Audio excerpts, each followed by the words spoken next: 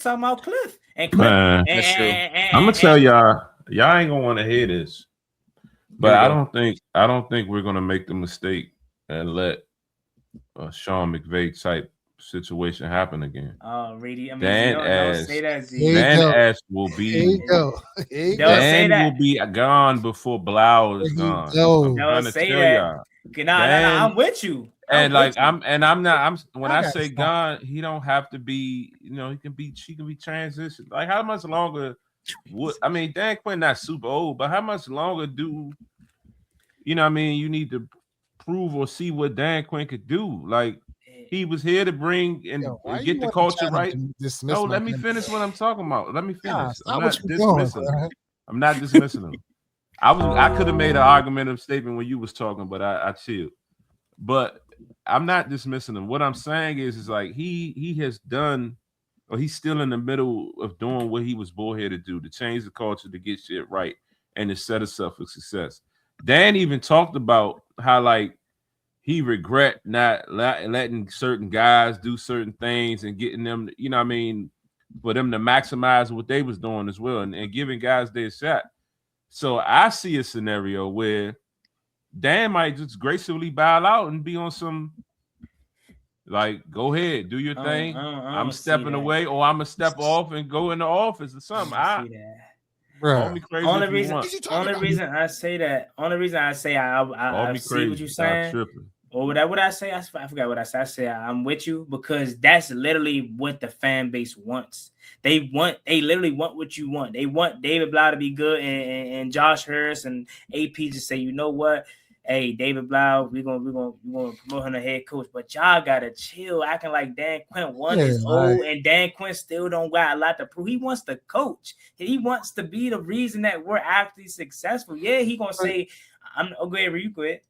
Nah, go ahead, finish your point. You ain't going. He ain't just going to stop doing what he doing if we successful. Yeah, he gonna say stuff like he regret last surgery. Go, he probably do. But you sit up here and tell me he make these ballsy decisions to get an offensive coordinator that has never called offensive plays and defensive coordinator that has never called plays. He putting his reputation on the line in defense of them. And if it works out, you think he just gonna say, yeah, it worked, I'm gone. No, he gonna be like, bro, like this me, I did this. I deserve a contract extension. I deserve another culture. Yo, that's go build another. Go build another culture. What has he done? What has he done to do that though? Like, what has he done? He hasn't done much to say, hey, I'm gonna step to the. What you think he Bruce Arians? You think he Bruce Arians? He could go out like that. It ain't impossible. Crazy. Oh my god. Y'all be turning on people like crazy. I'm not turning on him. I never said he was a coach. I never said he was, only thing I've ever said is in the beginning, I didn't necessarily want him. But since then, I never said he was a bad coach. Now, when Harbaugh became available, I'm like, all right, cool, that's an upgrade. You gotta consider it. But if if he ain't, it's cool. Dan is a great guy. Trust and believe. That's what I stand on. But shit, we can't keep missing out on. I don't want to miss out on another McVay because we held on to a guy a little too long. Like, there's ways to transition shit. Bruh. Be creative. I don't see why not. Bruh. Z sounds like Stephen A with his Steelers. Bruh. Bruh. I cannot believe this, bro. Like, this is crazy work right here. Bro, talking about he need to gracefully bow out and just let Blough ascend and take over the what? So you mean to tell me just put yourself in the scenario, just you as a person, say you were a coach, hypothetical. You're in Atlanta. It doesn't work out for you.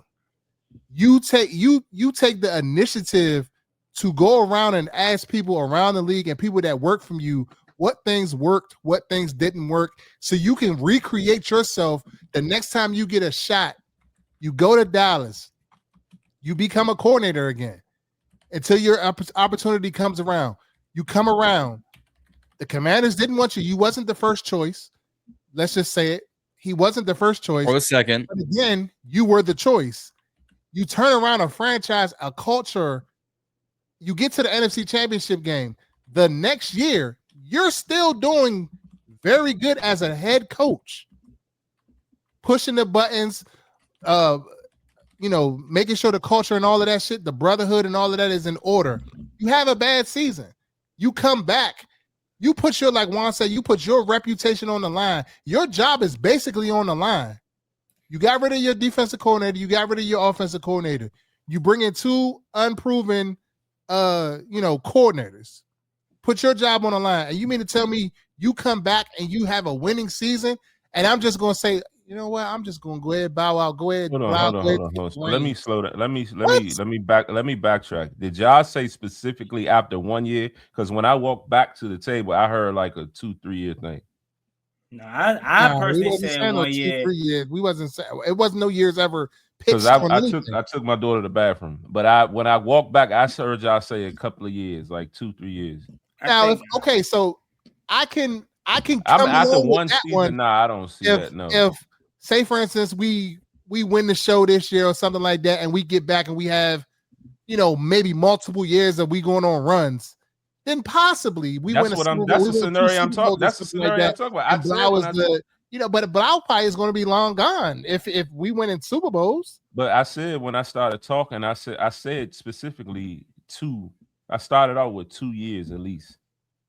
Well, it all depends on how it goes. So I can see a scenario and something like that. But if I'm building it up and I'm trying to get my name and be a head coach, I'm not bowing out gracefully, letting no other man take the job. They're gonna have to fucking fire me. Everybody don't think like that. Is all I'm saying. Oh, that's crazy work. Crazy work. Crazy. Like now, you can literally look at it like situation. If it was I'm not trying to overtalk you, but if it was a Belichick situation or something like that, and it was an up and coming in that type of situation, okay, I'm with you. But in this situation, Dan Quinn ain't never win shit. So why would I be willing to? And he's 50-something years old. Why would I be willing to just walk away? That's why I said after a few years, if he start, basically like start winning, maybe he, would say here, go ahead and get out the way and go try to, some people. There are people that exist that will look at certain situations and will like leave a great situation to go build something up because that's what they like to do. They like the challenge. So that's all I'm saying. Call me crazy, but if the shit ever happens, man, that's really what the fan base wants, though. Z, everybody wants that, and here's why: because they understand that an offensive you trying to marry an offensive coordinator with the quarterback forever, right? Sean McVay with every quarterback he has in LA. You talk about Ben Johnson and Caleb. That's what we want, right? Because we feel like that's the best for Jay and Daniels. But I don't want to give Nick Sirianni so much credit because like he ain't the best coach or best human or whatever. But look at their success, and we're talking about a way worse quarterback.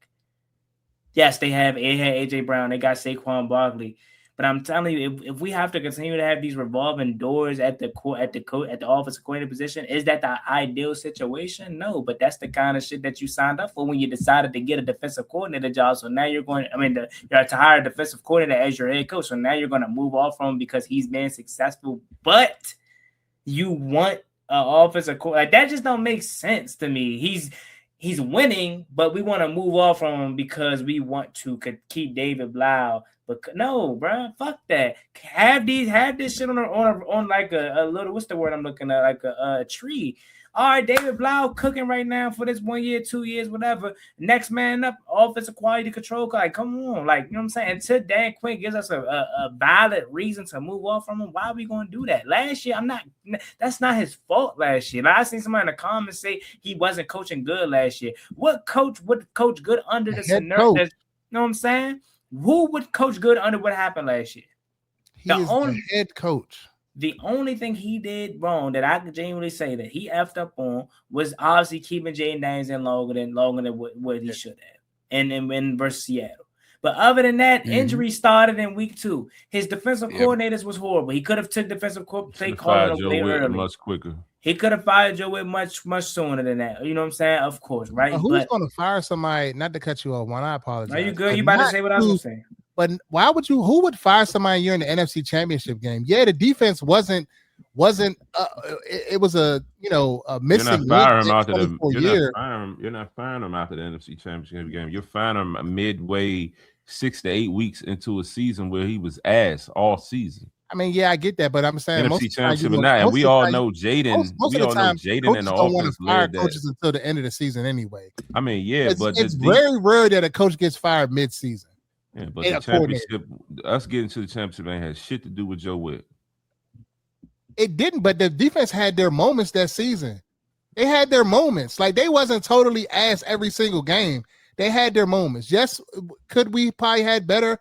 Absolutely. I'm with you on that. But to just say, oh, we're going to walk away after because we seen that, like, he had to been given the opportunity another year. Where we fucked up at is that the front office did not bring in better players the second year. Absolutely. That's what we fucked up at. We kept the same team that we basically had that previous year. We thought they was better than they are, and they weren't. And that's what happened. Now, this year, we're getting younger. But I want to go back to the comments from Big Brock as well as Johnny Applebottom. Johnny Applebottom said, we want a head coach that actually provides a schematic advantage. How does a head coach and Dan Quinn not provide a schematic advantage? The coordinators are the ones that are calling the X's and O's and executing all of that shit like that. The head coach's job is to worry about time management, worry about the overall direction that the team is going in and things of that nature, clock management and shit like that. He ain't calling no plays, da-da-da-da-da. Those are the overseer head he's overseeing it. The overseer ones. Who the fuck wants to work for a micromanager that's going to keep questioning everything that they do? Yeah, it's times that you'll say, oh, yeah, no, we need to run the ball here. Don't do this, don't do that. Absolutely correct. But at the end of the day, that's why you bring in your coordinators to run the fucking show offensively and defensively. So, like, we can't sit here and act like Dan Quinn is the problem because he's not. He may not have been the sexy hire. He wasn't the Bobby Slokes that everybody was glazing over. He wasn't the McDonald's. He wasn't the Ben Johnsons and all of them people of the world. But yet, they're one losing season away from us being able to say the same thing about them. Okay, Ben Johnson, he could call a fucking offense. But that don't mean the overall team is going to be good because he can call the offense. You still got defense and you still got special teams. It's three phases to the game, not just fucking offense, bro. And a coach that can call a fucking offense, that don't make you a better head coach because you're not an offensive-minded head coach. Like, it's throughout the history of this league, defensive-minded head coaches probably won more than offensive-minded head coaches. So what are we talking about? Dan Quinn has done absolutely nothing to deserve to be fired, in my opinion. If anything, he was the right person for the job. I don't know about y'all, but yeah, okay, yeah, we could have hired them other guys, but I don't think he could have galvanized this fan base, this community, and this team the way he has done and flip shit around. We forget that this culture was absolutely horrendous. Horrendous. What of these other head coaches could have did that? What other? Dan Campbell, maybe. Talk about Reedie. Talk about the ones from the advantage does Dan Campbell have? He had great fucking coordinators. He had Ben Johnson. He had these guys that were great. Bobby, why you cursing? Are you all right, Bobby? Nah. He got to let him get it on, Z. And this ain't even about Z. This is just an overall conversation to the fan base. Like, okay, who said fire him though? Nobody said fire him. No, I'm not. I'm just saying it. Oh no, I mean, you said that in your rant though. You said it's been rumblings out there that people saying fire him. I know. Well, I mean, saying we want a head coach that actually provides a schematic advantage. That's not. I'm not saying directly fire him, but you basically saying you don't want him. Correct. And then before that, he said he was not doing good last year. But to Reedie's point, I was about to just tell Reedie, you don't even gotta go back to Dan Campbell. Reedie, just talk about the whole coaching cycle that Dan Quinn was included in. There is no other coach that could have walked into here and did what he did. Nope. Now everybody wants to talk about how good Ben Johnson was. He was good last year. Don't get me wrong. But what was we saying last year when they drafted Caleb Williams with the first overall pick when whatchamacallit was still there? Who was it? Matt Everfluss was still there. We said Caleb Williams was walking into arguably the greatest situation that a rookie could have ever walked into. Had the running back, had the team. Dan Quinn had nothing. Jaden Daniels had nothing, and we won great. And that's the championship because of Dan Quinn's leadership and culture, and of course Jaden Daniels. But I don't think Mike McDonald's probably the second guy that maybe could have did this. Maybe he could have did this. But I'm not buying Ben Johnson being able to do it. Who else was involved in that coaching cycle? Was Kellen I Moore was involved in that second one? Or was that last year? I think no, it was, yeah, right? Kellen Moore was in there because he went to New Orleans. Kellen Moore definitely ain't doing it. Dave Canales, was he in that cycle too? Panthers? I believe so. Canales, I don't think Canales is doing it. Liam Dallas Cohen. Liam Cohen, Dallas ain't move on from Mike McCarthy yet, did they? No. Or maybe they did because he took a year off, though. He did take a year off. They did for Schottenheimer. Schottenheimer not doing it. Liam Cohen, maybe because of his offense ability. But I think people downplaying Dan Quinn's impact as a culture. Bro, Oos we wouldn't have won Detroit without Dan Quinn. We wouldn't have went into Tampa Bay and did that. Like, come on, bro. Y'all gotta stop it. And until Dan Quinn has a definitive bad season to where we can't blame injuries, we can't blame poor defensive coordinating. Like, you can't. I mean, to Durant's point, I agree with about the 4 games. Ultimately, it falls on the shoulders of the offensive coordinator. I mean, of the head coach. I get it. I understand it. It was 4 games. But you coming off the NFC Championship game, like, come on now. Like, that's 1 season. So it's 1 season. So it's 2 seasons. And they're already saying, now, if he fucks it up this year, shits the bed, and if they bring him back next year, he does the same thing, get his ass the fuck up out of here. But I'm just saying, like, based off of them 2 seasons, we can't sit here and say, oh, he needs to walk in the shadows just because we have an up-and-coming, supposedly offensive guru, which we haven't, as of June 1st, 2026, we haven't seen shit that he has done yet in this league. He ain't called the damn fucking play. I don't give a fuck who he was up under, what he did, or how soon he was a player or whatever. All that you hear, we haven't seen nothing yet. So today we can't have them type of thoughts. We're already going into a new season thinking like this. Oh yeah, well, it's just a matter of time. He's a placeholder. Dan Quinn's just a placeholder. That's the narrative that's being spit.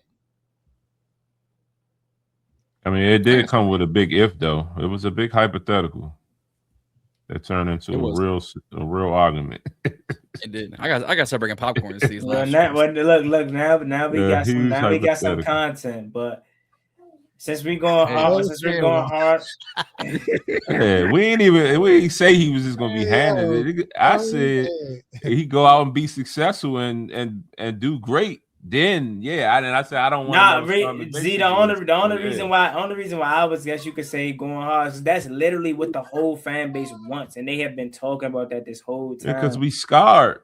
I understand that we scarred, but y'all gotta understand too with Sean McVay. Yes, we effed up letting Sean McVay go. I'm about to say this. Yes, we effed up letting Sean McVay go. It's easy to say that hindsight. But do y'all not understand? Jay Gruden was an offensive guru too. We were coming off of 2. He was falling. He was falling off at that time. At that time, so Jay should have been fired, Z? Huh? Jay should have been. That year when we lost McVay, Jay Gruden was losing the team, and a lot of shit was going on. And I was saying it did. That was 2017, though. That was 2017. No, we were trying. They were in. I remember it vividly. But they it was were a lot trying of to hire him shit. as a coordinator. He got a head coach job. So what can you say about that? That's why we should have made him the fucking head coach. We had already had Jay for a few years at that point. Yeah, and we hired him. What Jay was. 2015, he took us to the playoffs. 2016, we would have went to the playoffs if Kirk Cousins bum ass ain't throw an interception in the last game of the season. 2017, we had the number 2 scoring offense that year. Yeah, you could say that was all because of Sean McVay, but I'm saying it's easier to make that switch that you're saying is if you have a Dan Quinn situation where it's an offensive coordinator guy that you're going towards from a defensive coordinator guy, but to go from an offensive guru that Jay Gruden was to offensive guru and Sean McVay at the time that we don't know what he is. We didn't know he was going to turn into this. No, we didn't know he can lead. We didn't know. We didn't know he could lead men, but we knew he can dial that shit up. The offense was like that. Yeah, but it's easy. Because the offense is like that. That makes you a head coach. Because the offense is like that. If the defense is the 85 Bears. Or the defense was the Steel Curtain. Oh, we need to make them the head coach. I know what you want, Bobby. I'm done. Ow. We only got an hour. We got 20 minutes. What am I on? What am I on? We got 20 minutes left. Oh, this shit happened on bad. I wasn't even on none of this. I was on in and out. I was trying to get in and out. Sean McVay was a hell of a fucking name at the time. Sean McVay, there was a lot of shit going on with Sean McVay. We brought him in. He was the tight end coach, or he was a fucking camera guy or something. He worked his way up. Everybody knew about fucking Sean McVay because he was the man. And he got to that point. We had him right. We had him right. Fucking here. I agree. He became. He had all of them here. We had all of them here. But Gruden was, and this is another thing I'm about to say. That was here. And what I'm saying is Gruden was starting to fall off. But also what I'm saying is that the good teams, okay, you made me to the playoffs the first year. Okay, I kept you. You got me to the playoffs the second year. I kept you. Third year, okay, we almost made the playoffs, so you got me in the playoffs. That don't mean I fucking you guaranteed to be back the fourth year. Who cares? Yeah, you're not doing nothing more. You're not changing the wheel. I agree. Get his ass out of there. We should have got Gruden out of because he was gone the next year anyway. Nah, it was 2019. That's when he was outside the club hitting on the young girl. All that shit was going on. They were sharing girlfriends with his players. Come on, man. All I'm gonna say is I would say the same situation for Kevin O'Connell. I would rather say that. I was mad that situation too. But that makes more sense. That makes more sense than the Sean McVay argument because again, I get what you're saying, Z, about Jay, but Jay Gruden was technically the face of this offense. We know it was Sean McVay, but he was the one calling this offense. He was the one having this offense be one of the best in the league. He's coming off of 2 back-to-back potential playoff appearances, and in 2017, the number 2 passing offense in the league. That's when Sean McVay left after that season. 2018, we started off 6-3. Yeah, the offense was mid, but we're winning, and we have Dan Snyder as an owner. He ain't thinking this shit. 2019, he was forced to fire him because we started off 0-5. 2020 is the only thing I'm pissed off at because Kyle Smith, we let Kyle Smith go, whoever was in charge of the they said Juan from 37 from Minnesota. Good. But listen, like whatever we didn't do, I forgot how it went, but we decided, I know what it was. We hired Ron Rivera as the head coach. He bought fucking Scott Turner. Instead of interviewing Kevin O'Connell for the offensive coordinator position. I know what he on now, y'all.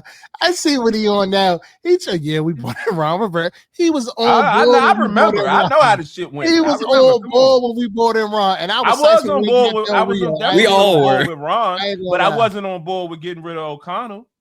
I wasn't either. I said he should have been. Yeah, that's why I just said I was mad then. But all right, y'all. We 42. Yeah, we gotta stop. We gotta stop. We 43 in. We gotta stop missing out on these guys that can really change some shit. Dan Quinn is a great guy. He's a great guy, but he can't change. How many great guys get dumped, fellas? Great guys get dumped, baby, and they go get the new shiny nigga that's driving the Ferrari or whatever. It happens. I'm living proof of it every day. Go ahead. You gotta stop being a nice guy. Go get that Hellraiser shot. I know. That don't want a good guy. Z, I'm with you. Yeah, you right. Good guy. He a good guy. He cool. We're gonna keep making the playoffs. Or I mean, I get it again, but we had a phenomenal season. Then we had an ass season. Like I don't even think we're there yet. Like I think 2 years down the road, maybe. But I don't think if Blough is what they're hyping him to be, if he's that, he's going to be up out of here before they even get the opportunity to see that. About releasing him, unless Peters and them just say, unless Peters and them say, but that's how it be though, because we just be robbing. But we can close the show with.